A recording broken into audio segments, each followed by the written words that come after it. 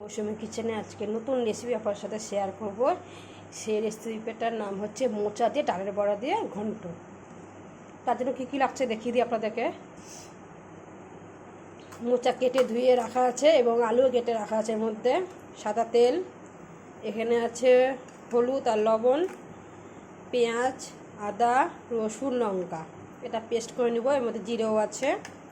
এটা আছে ডাল, মুসুরির ডাল বেটে নিয়েছি, হলুদ লবণ মেখে রাখা আছে, গরম মশলা, তেজপাতা আর পাঁচফোড়ন। এই উপকরণ দিয়ে হবে আমার রেসিপিটা। সাদা তেল কড়াই দিয়ে দিচ্ছি, এখানে বড়া ভাজবো, তার জন্য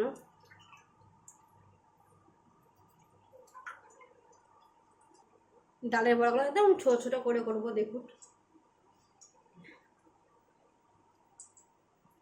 এরকম ছোটো ছোটো করে ডালের বড়াগুলো করে নেব। মোচার মধ্যে ডালের বড়া দেখতে খুবই ভালো লাগে, আপনার বাড়িতে করে খাবেন, দেখবেন কি টেস্টি লাগে। ডালের বড়া দিয়ে মোচার ঘন্ট রেসিপিটার নাম হচ্ছে। আমার গলাটা একটু বসে গেছে, খুব সর্দি কাশি হয়েছে, তার জন্য কথা বলতে একটু অসুবিধা হচ্ছে।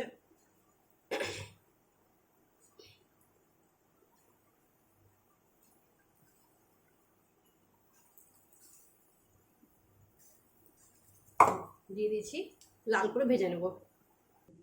দেখুন আমার বড়া ভাজা হয়ে গেছে, এবার আমি তুলে নিচ্ছি।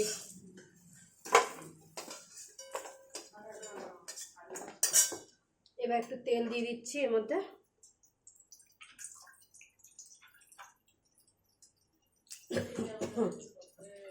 পাঁচফোড়ন আর তেজপাতা দিয়ে দিলাম। এবার মশলাটা বেটে রাখা আছে মিক্সচারে, এটা আমি দিয়ে দিচ্ছি।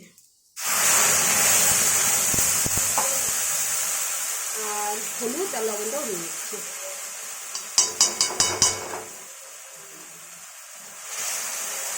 এবার এটা 5 মিনিট ভালো করে কষে নিতে হবে। মশলা কষানো হয়ে গেছে, এর মধ্যে আমি মোচা আর আলুটা দিয়ে দিচ্ছি। আমি মোচা কিন্তু ভাপাই না, ভাপালে যে জলটা ফেলে দেয় সেটা তো গুণ চলে যায়, ওই জন্য ভাপিয়ে ফেলি না। আমি এভাবে রান্না করি মোচাটা।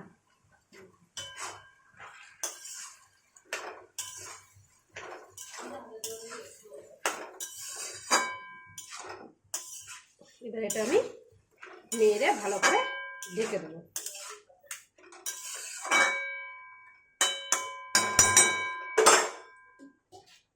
দেখছেন ঢাকনাটা আমার পুরো ভেঙে গেছে, এখন ছোট হয়ে গেছে।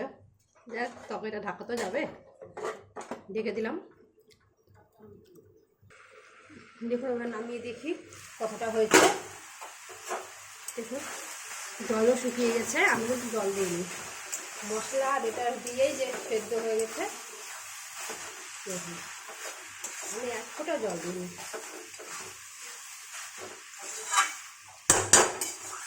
আর একটু শুকিয়ে যাক, তাহলেই হয়ে যাবে। দেখুন আমার ঘন্টাটা প্রায় হয়েই গেছে, আমি ডাল বড়াগুলো দিয়ে দিচ্ছি, আর এর মধ্যে আমি গরম মশলা দিয়ে দিচ্ছি, দিয়ে নিয়ে ছেড়ে ভালো করে নেড়ে এটাকে আমি নামিয়ে দেবো।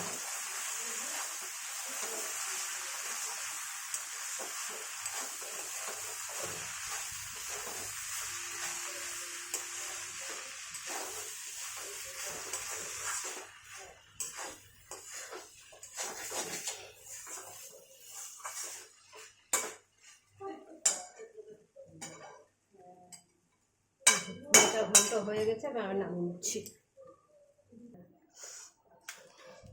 দেখুন আমার মোচা ঘন্টটা রেডি, দেখতে কত সুন্দর হয়েছে, ডালের বড়া দিয়ে মোচা ঘন্ট।